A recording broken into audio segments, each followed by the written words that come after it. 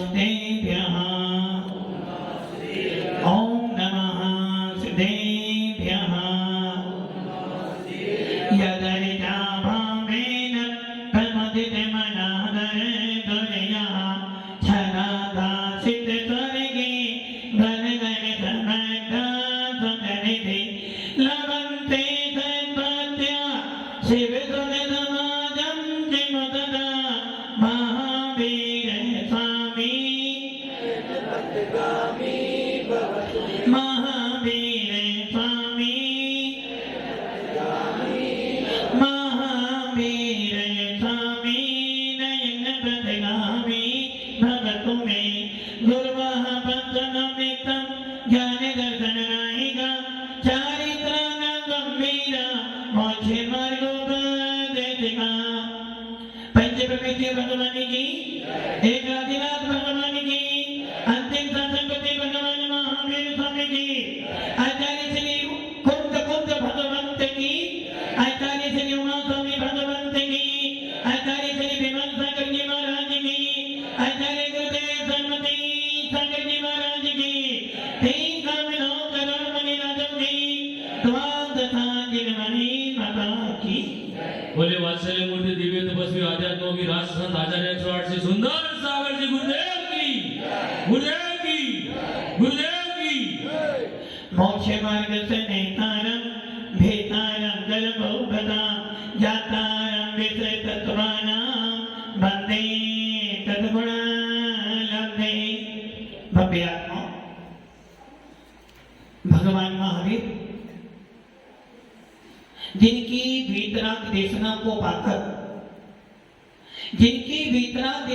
पाकर आज भी पंचम काल में जीव अपनी आत्मा का कल्याण कर रहे हैं और ये सुनिश्चित है जब जब किसी वीतराग वाणी को सुनोगे थोड़ा बहुत तो परिवर्तन होगा।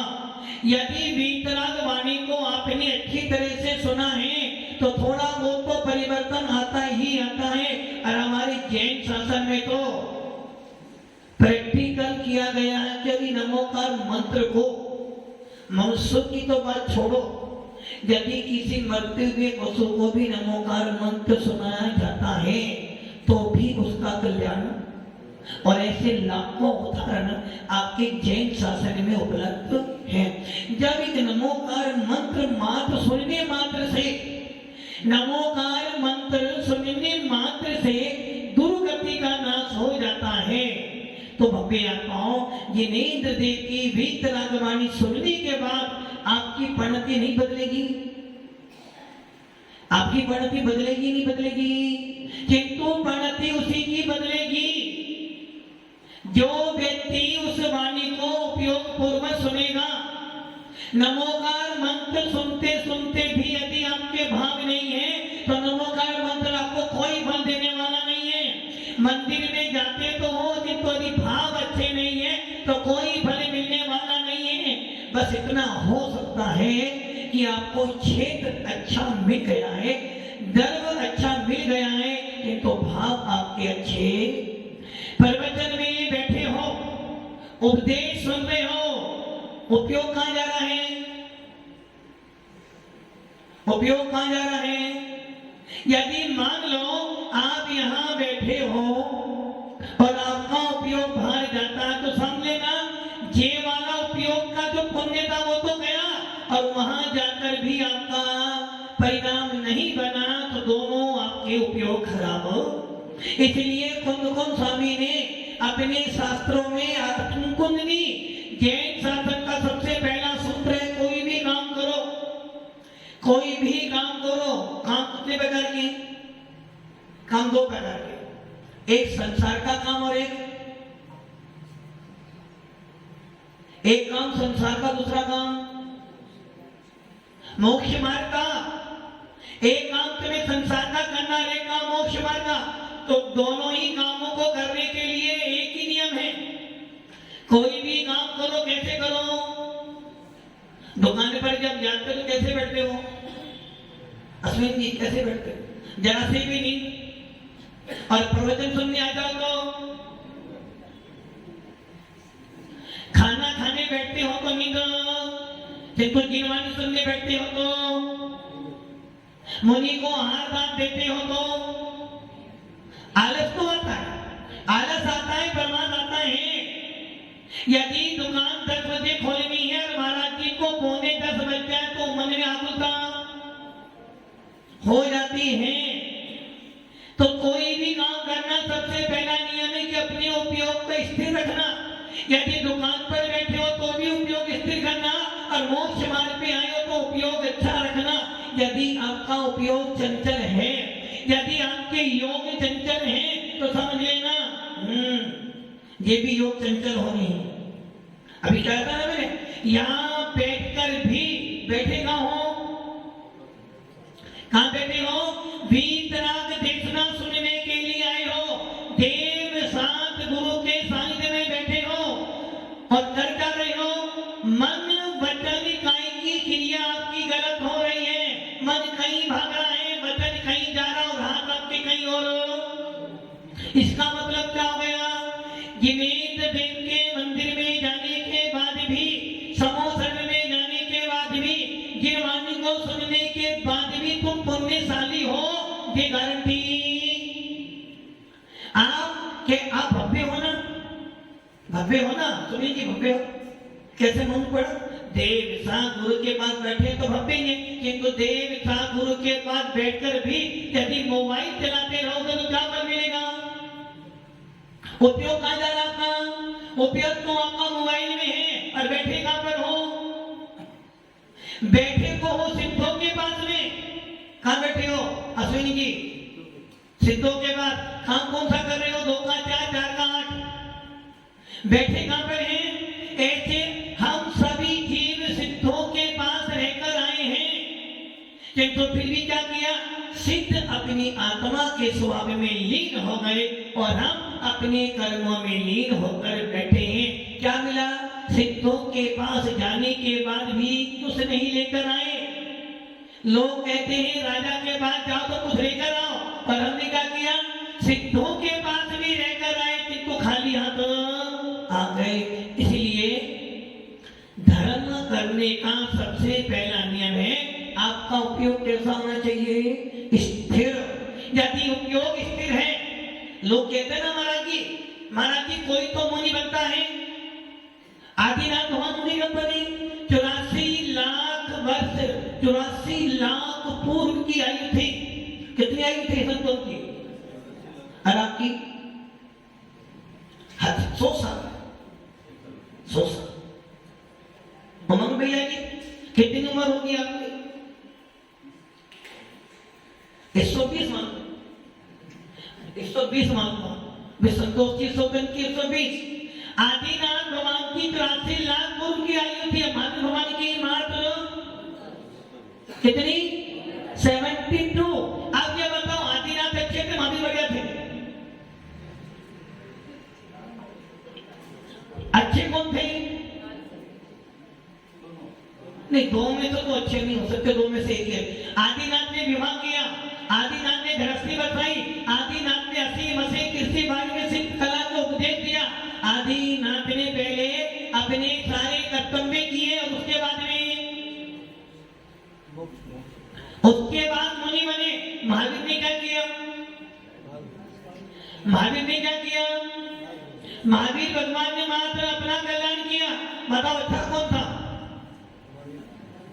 आप क्या बनना चाहते हो? आदिनाथ महावीर? आदिनाथ बनना, महावीर बनना है?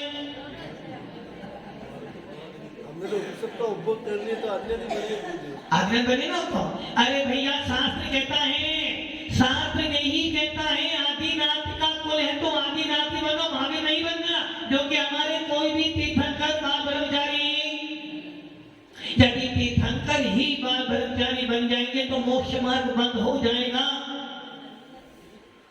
यदि तीर्थंकर बाल ब्रह्मचारी हो जाएंगे तो मोक्ष मार्ग बंद हो जाएगा, क्योंकि मोक्ष संसार पूर्वक मिलता है। इसलिए हमारे अनादि काल से तीर्थंकर विवाह करते हैं, जो कि जैसा बड़े लोग करते हैं वैसे ही छोटे लोग काम करते हैं। तीर्थंकर विवाह करते हैं जिनमें तो संसार चलता है और संसार पूर्वक मोक्ष मिलता है।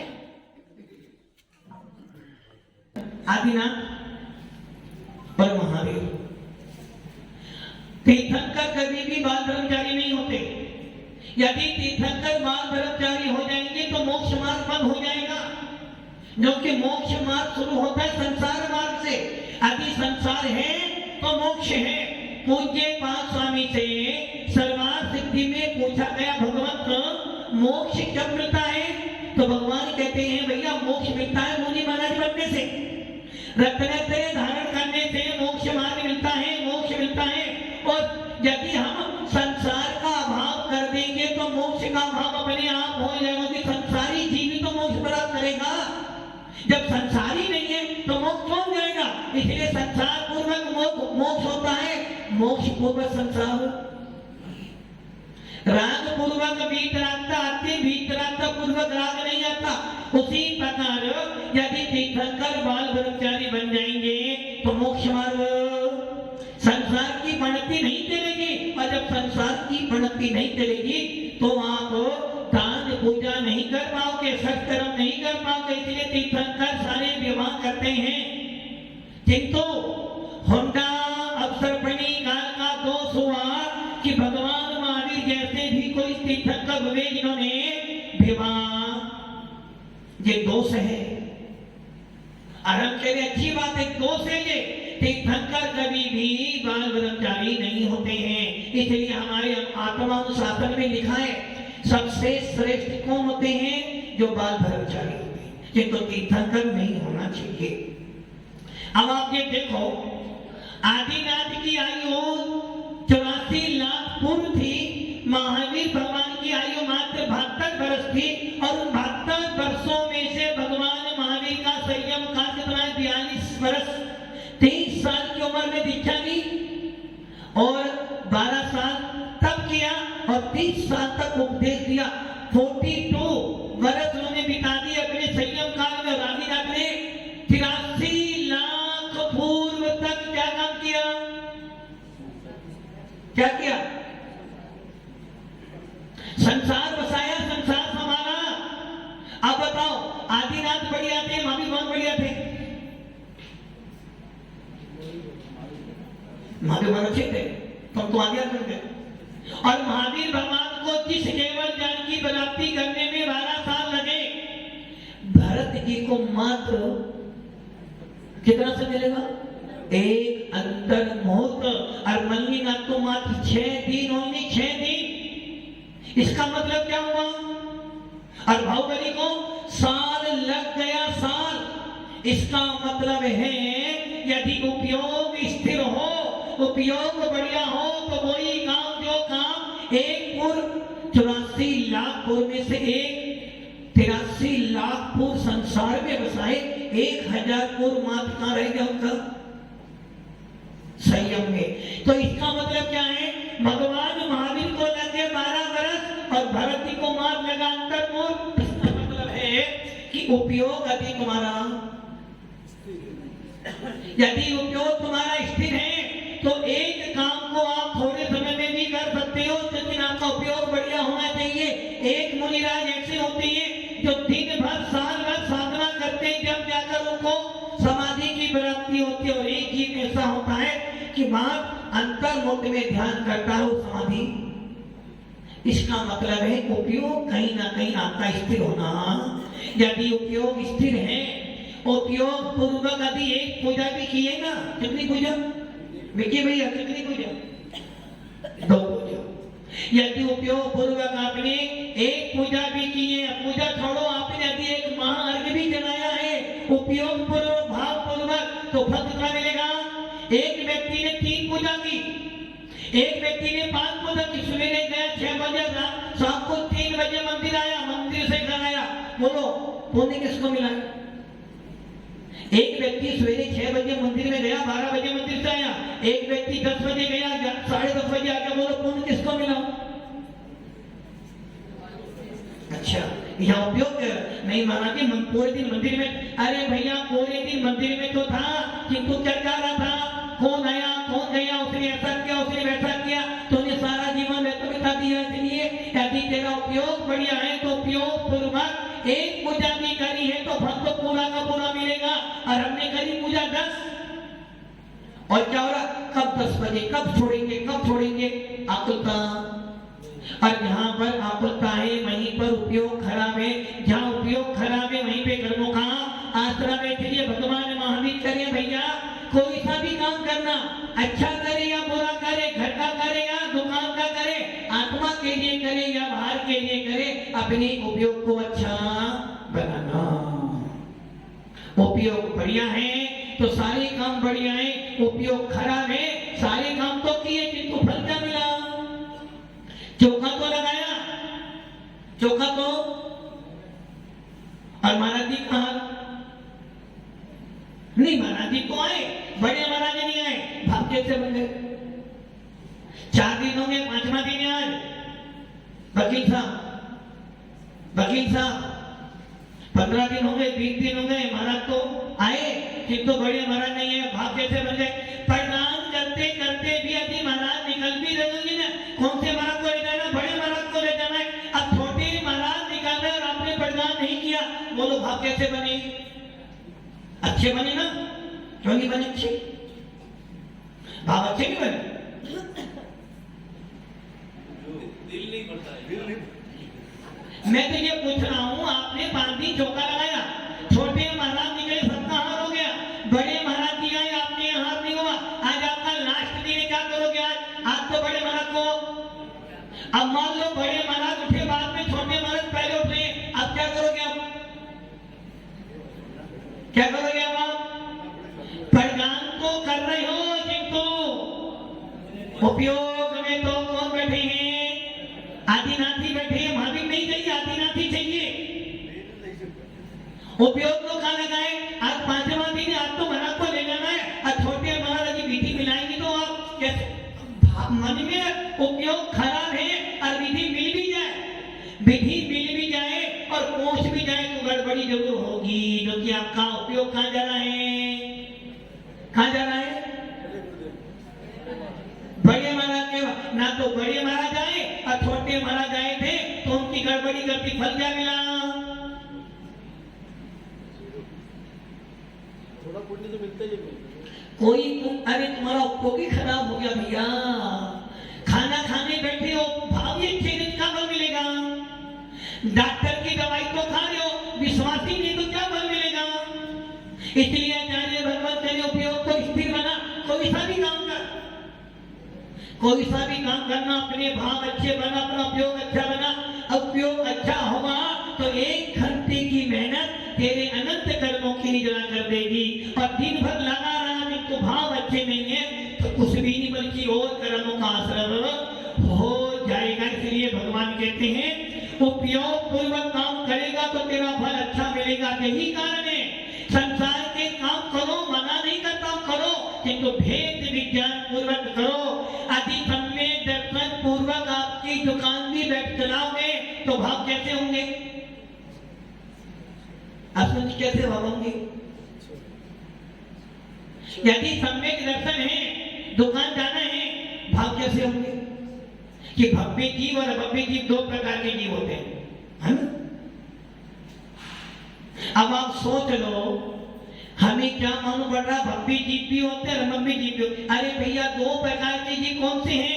एक शुद्ध जीव और एक अशुद्ध जीव, एक संसारी जीव और एक मुक्त जीव, एक भरत और एक मुनि। 2 प्रकार के जीव, एक सम्यक दृष्टि जीव, एक विद्या दृष्टि जीव। यदि भेद विज्ञान होता है, घर में रहते हुए भी आपके भाव कैसे बनेंगे? हर पल भाव क्या बनेंगे? बस हे आत्मन कहाँ फंस गए? इससे तो अच्छा आत्मन बीमार करते ही नहीं, हे आत्मन कहाँ फंस गए? हे आत्मन कब अवसर मिले उन्हें? जिस प्रकार एक प्यासा बार बार पानी के प्रति लालसा रखता रहते, ये सम्यक दृष्टि बार बार यही प्रयास करता जितना समय मिल जाए देव साथ गुरु के सानिध्य में रहकर अपने पुण्य को और बढ़ा लो। सम्यक दृष्टि जीव कभी भी पुण्य के लिए क्रिया नहीं करता, सम्यक दृष्टि जीव कभी संसार के लिए काम नहीं करता। सम्यक दृष्टि का भाव हमेशा निज आत्मा के लिए ही होता है। यदि वो दान भी करता है तो आत्मा के लिए करता है, उपदेश भी सुनता है तो आत्मा भी नहीं करता है, तो कान चलाते भी क्या सोचता है ये को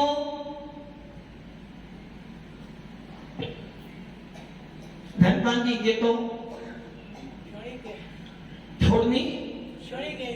छोड़ेंगे तो गड़बड़ी है।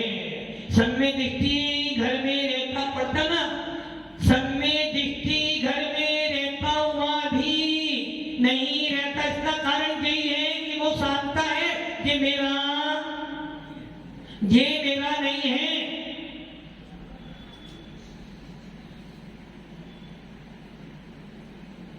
ये मेरा,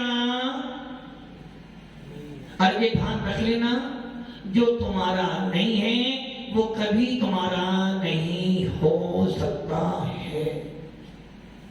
राजवन जी, जो हमारा है नहीं वो 3 काल में हमारा, और जो मेरा है वो कभी मेरे से अलग, जो मेरा है वो कभी मेरे से अलग नहीं हो सकता, और जो मेरा नहीं है वो कभी मेरा नहीं हो सकता है। जो मेरा है मेरे पास में रहेगा, और जो मेरा नहीं है वो कभी नहीं हो सकता। फिर भी हम क्या कर रहे हैं, अपने उपयोग को बार बार जो है उसके प्रति रुचि। आपका क्या है अश्विन जी, आपका क्या है?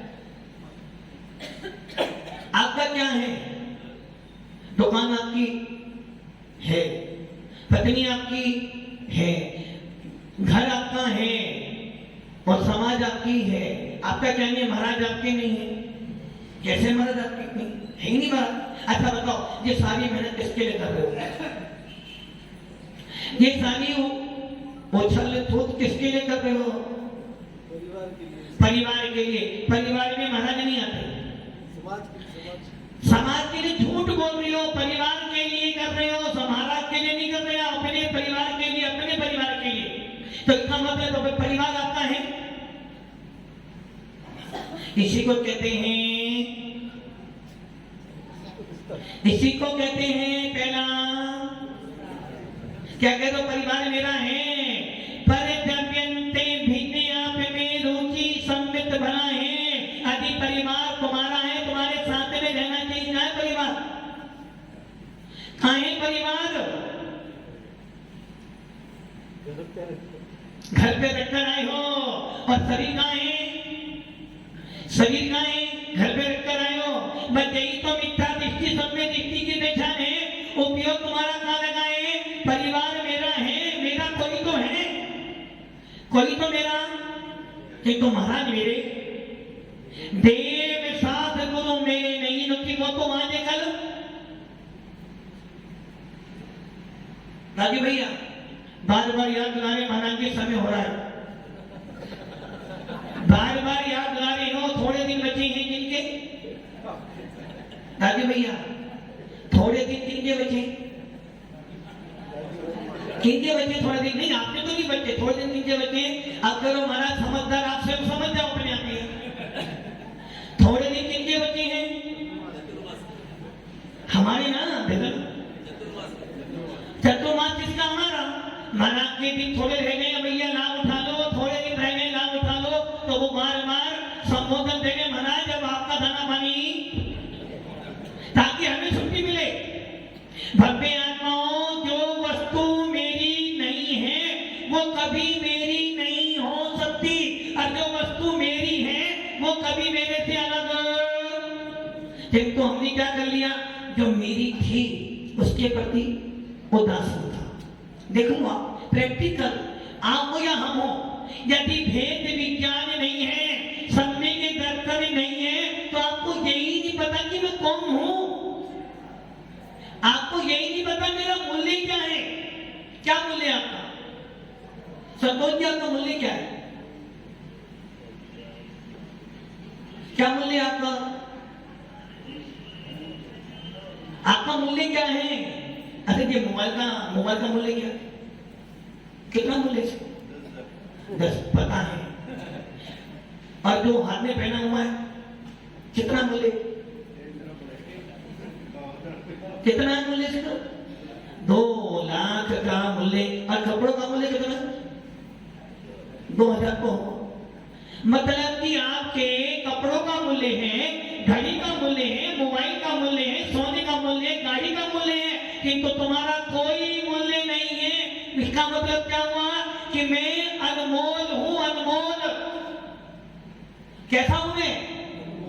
अनमोल। अनमोल मतलब जिसका कोई मूल्य नहीं कर सकता, अनमोल। और जो वस्तु अनमोल है उसी का तुम्हें मोल नहीं पता है। हर चीज की खबर है, हर चीज की चिंता है, किंतु अपनी चिंता। विजय भैया तुम्हारा मूल्य क्या है? क्या मूल्य? कोई मूल्य नहीं है, फिर भी चिंता किसकी है? अरे हमारी चिंता हो जाएगी, महाराज बन जाओगे। भव्य आत्माओं ने निश्चित समझ लेना, ये सबसे अच्छा सूत्र है। जो वस्तु मेरी नहीं है उसके बारे में कितना ही सोचना, उतना मिलने वाली कभी नहीं है। और जो वस्तु मेरी है, कितना ही मेरे पाप कर्म का उदय आ जाए, मेरे से कभी अलग होने वाली।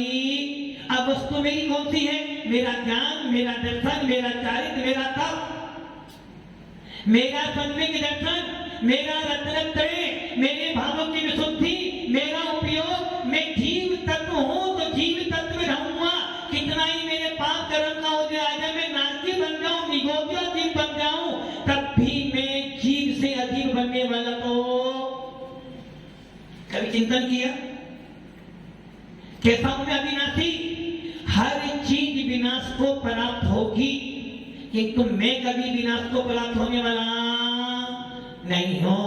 मेरे अंदर जो भगवान आत्मा बैठी है, वो अनादि काल से बैठी, अनंत काल तक बैठी रहेगी। कल भी भगवान आत्मा था, आज भी भगवान आत्मा, आगे भी भगवान आत्मा। पंकज जी, कौन सी वस्तु आपकी है? कुछ भी नहीं, झूठ बोल रहे हो। जिन्हें देव की वाणी ये भी सुनकर झूठ बोल रहे हो। अरे मेरे पास तो जितना मेरे पास है किसी के पास नहीं है। जितना मेरे पास में है वो किसी के पास। कीर्ति जी सही है ना?